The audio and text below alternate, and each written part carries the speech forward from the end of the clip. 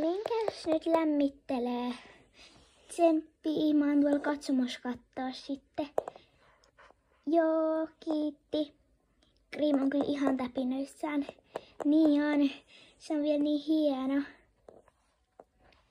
Mutta oli kyllä rankkaa herätä 5 menemään tallille. Mietin, että mä eron heräämään 4. Joo. Okei, nyt mä menen tonne katsomaan. Nähdään sitten palkintojen ja jakojen jälkeen. Joo, moikka. Moikka.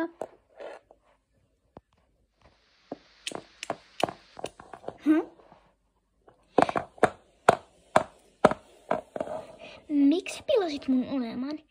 Minkä unelman? Mene pois! Sä likaat vielä noilla inhottavilla varusteilla.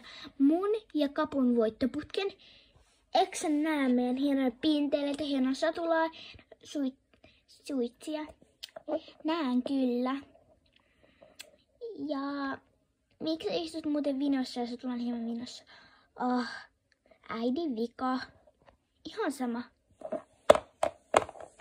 Hei, mä olin kyllä edellä ja Kapun pitää ollakin 1, koska se tulee voittamaan.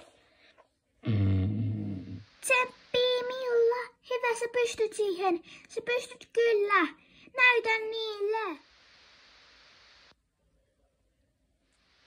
Seuraavaksi vuorossa Elina ja Devain Kapu.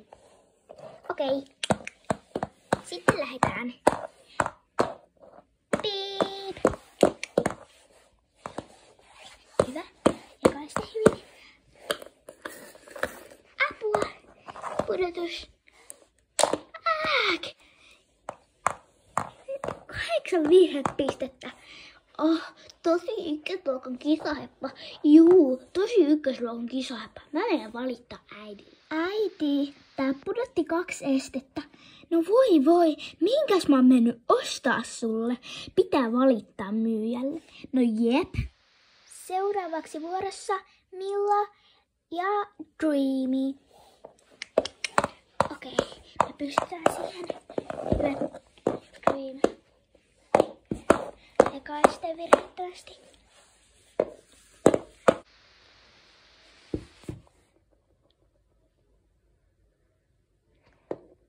Hienoa!